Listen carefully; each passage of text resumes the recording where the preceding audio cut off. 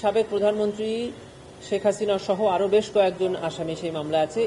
গত 15 বছরের ইনফোর্সড ডিসঅ্যাপিয়ারেন্স অর্থাৎ গুমের অভিযোগে যে মামলাটি এর আগে দায়ের হয়েছিল তার মধ্যে বেশ কয়েকজন আসামি গ্রেফতার পরোয়ানামূলে ট্রাইব্যুনালে হাজিরও করা হয়েছে। এই মামলায় বেশ কয়েকজন আইনজীবী ওকালতনামা দাখিল করেছিলেন। তার মধ্যে একজন আইনজীবী তিনি আজকে একটি আবেদন করে ট্রাইব্যুনালে জানিয়েছেন যে উনি এই মামলায় আর আসামি পক্ষে দাঁড়াতে চান না। কারণ হিসাবে উনি ওনার আবেদন উল্লেখ করেছেন যে কনফ্লিক্ট অফ ইন্টারেস্ট অর্থাৎ উনার ইন্টারেস্টের কনফ্লিক্ট হয়েছে। কিভাবে হয়েছে?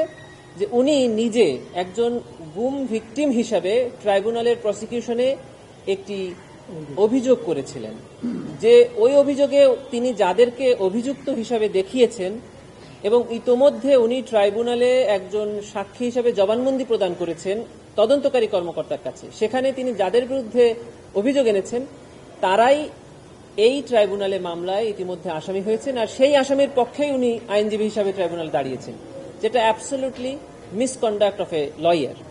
এটাকে উনি মেনশন করে উনি এই 3টি মামলা থেকে উনার ওকালতনামা প্রত্যাহারের আবেদন করেছেন। ট্রাইব্যুনাল এই আবেদন মঞ্জুর করে তার ওকালতনামা বাতিল করেছেন এবং ওই আসামিদের পক্ষে ফ্রেশ 3টি ওকালতনামা ট্রাইব্যুনালে দাখিল করা হয়েছে ইতিমধ্যে।